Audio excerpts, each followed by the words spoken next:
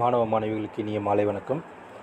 நம்மளுடைய சேனலில் நாம் கடந்த 10/1/2026 அன்றைக்கி நடைபெற்ற என்எம்எம்எஸ் தேர்வுக்கான வினாக்களுக்குரிய டீட்டெயிலான ஆன்சர்ஸ் தான் வந்துட்டு நம்ம இப்போ பார்த்துட்ருக்கோம். அந்த வகையில் கடந்த 10/1/2026 அன்றைக்கி நடந்த என்எம்எம்எஸ் தேர்வினுடைய சேட் பகுதியில் கேட்கப்பட்ட ஒரு கேள்விக்கு தான் வந்துட்டு இன்றைக்கி நாம் ஆன்சர் வந்துட்டு பார்க்க போகிறோம். டீட்டெயில்ஸ் ஆன்சர் வந்துட்டு பார்க்க போகிறோம். இது வந்துட்டு 91வதாக கேட்கப்பட்டிருக்கக்கூடிய ஒரு கேள்வி.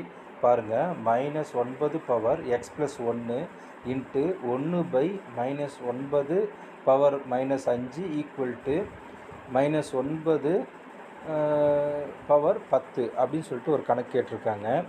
இந்த கணக்கு வந்துட்டு பார்க்குறதுக்கு என்னவோ பெரிய கணக்கு மாதிரி இருந்தாலும் கொஞ்சம் இந்த அடுக்கு விதிகள் அந்த விதிகள் தெரிஞ்சிருந்தாக்கா இது வந்துட்டு ரொம்ப ஈஸியாக சுலபமாகவே போட்டுடலாம்.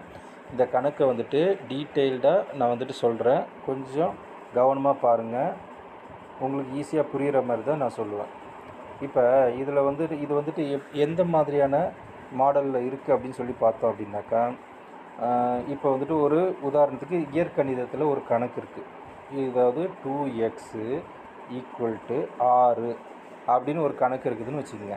இந்த கணக்கு நாம் என்ன பண்ணுவோம், இந்த எக்ஸை இப்படியே வச்சுக்கிட்டு இந்த 2 வந்துட்டு எக்ஸு கூட பெருக்கல் இருக்குது இல்லையா, இதை இந்த பக்கம் கொண்டு வருவோமா. கொண்டு வரும்போது 6/2 அப்படின்னு சொல்லிட்டு போடுவோம் இல்லையா. எக்ஸை இங்கே வச்சுக்கிட்டு இந்த 6 இந்த 2 வந்துட்டு இந்த பக்கம் வரும்பொழுது எக்ஸ் கூட பெருக்கல் இருக்கிறதுனால இந்த பக்கம் வரும்பொழுது இந்த 2 வகுத்தலில் போகும். வகுத்தலில் போனால் இதை வந்துட்டு அடித்து கொடுத்து 3, எக்ஸினுடைய மதிப்பு 3 அப்படின்னு சொல்லிட்டு ஆன்சர் போடும் இல்லையா. அதே மாதிரியான ஒரு கணக்கு தான் இந்த கணக்கு. அதனால் வந்துட்டு இது வந்துட்டு அடுக்கு குறிகளில் இருக்கிறதுனால வந்துட்டு கொஞ்சம் கஷ்டமானதாக இருந்தாலுமே இது வந்துட்டு கான்செப்ட் புரிஞ்சுக்கிட்டோம் அப்படின்னா ரொம்ப ரொம்ப எளிமையான கணக்கு தான். அதை எப்படி போடலாம் அப்படின்னு சொல்லிட்டு பாருங்கள். இப்போ அதுக்கு முன்னாடி அடுக்கு குறியில் ஒரு விதி இருக்குது.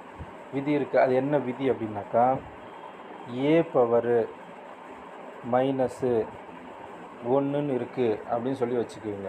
a⁻−1 இல்லை a⁻−n அப்படின்னு சொல்லிட்டு இருக்குதுன்னு வச்சுக்கோங்க. சரியா? அப்படின்னா என்ன அர்த்தம்னாக்கா, சரி, a⁻−n இல்லை -m இருக்குதுன்னு வச்சுக்கோங்க. இப்படி வந்துட்டு ஒரு மாடல் இருக்குது அப்படின்னாக்கா அதை வந்துட்டு எப்படி எழுதணும்னாக்கா 1/a⁻m அப்படின்னு சொல்லிட்டு எழுதணும். சரியா? 1/a⁻m அப்படின்னு சொல்லிட்டு எழுதணும். இந்த மைனஸை வந்துட்டு இங்கே வரும்போது ப்ளஸ்ஸாக மாறிடும்.